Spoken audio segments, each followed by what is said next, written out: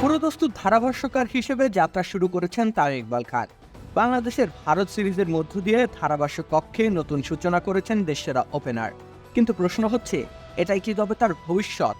এই প্রশ্নের উত্তর অবশ্য কেবল তামিমের কাছেই রয়েছে। কিন্তু লোকমুখে শোনা যাচ্ছে ভিন্ন কথা। তামিমের রয়েছে ভিন্ন পরিকল্পনা। দীর্ঘদিন ধরে বাংলাদেশ ক্রিকেটের সাথে যুক্ত তামিম ইকবাল খেলোয়াড়ি জীবনকে এখনো আনুষ্ঠানিকভাবে সমাপ্তি ঘোষণা করেননি। যদিও গেল বছর জুলাইয়ে তিনি অবসরের ঘোষণা দিয়েছিলেন, কিন্তু পরবর্তীতে তৎকালীন সরকার প্রধানের হস্তক্ষেপে নিজের সিদ্ধান্ত বদলে ফেলেন তামিম।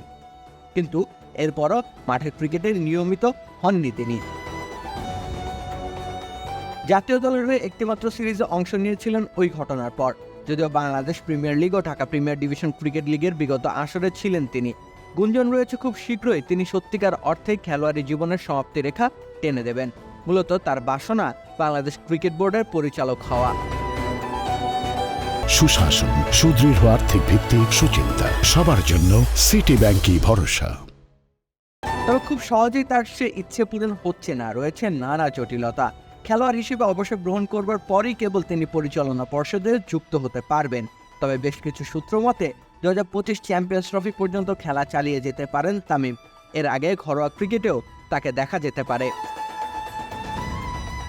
কিন্তু এরপরই মূলত পরিচালক হওয়ার পথটা সুগম করতে চান তামিম ইকবাল খান। সেজন্য অবশ্য চট্টগ্রামকে বেছে নিয়েছেন খান পরিবারের ছোট ছেলে।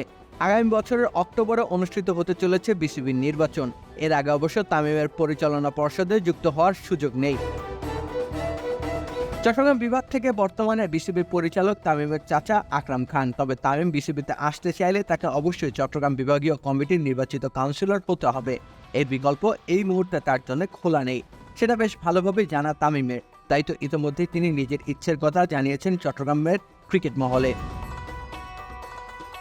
সবকিছু ঠিকঠাক থাকলে বিসিবি পরিচালক পদে সংযুক্তির মাধ্যমে তামিমের নতুন অধ্যায়ের সূচনা হবে।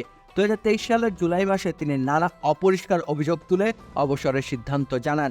সেই অভিযোগগুলো ব্যক্তিকেন্দ্রিক যেমন ছিল, তেমনি আঙ্গুল তুলেছিল প্রতিষ্ঠানের দিকেও। প্রাতিষ্ঠানিক দুর্দশা ও অনিয়মের সমাধানই হয়তো তামিম করতে চাইবেন বিসিবি পরিচালক হিসেবে।